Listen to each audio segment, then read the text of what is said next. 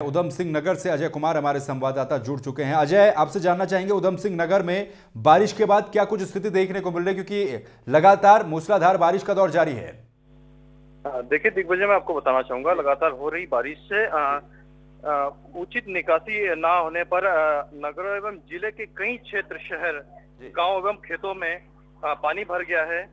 बारिश के पानी जमा होने से कई क्षेत्रों में एवं ग्रामीण क्षेत्रों में घर टूट गए हैं, जिसमें कोई जान माल का नुकसान नहीं हुआ है। आपको बता दें कि खटीमा में फायर स्टेशन है, वहाँ फायर स्टेशन के कर्मचारी जो दमकल कर्मी हैं वो पानी निकालने में लगे हुए हैं। फायर स्टेशन पूरा पानी में डूबा हुआ है। जी बिल्कुल। ऐसे समय पर प्रशासन की अगर बात की जाए अजय, तो उधम सिंह नगर में खासतौर पर प्रशासन की व्यवस्था किस तरह से दिखाई देती है, क्योंकि मौसम विभाग ने पहले ही सभी जिलों के प्रशासन को अलर्ट कर दिया था कि भारी बारिश की संभावना है, इसलिए सभी अलर्ट मोड पर रहें।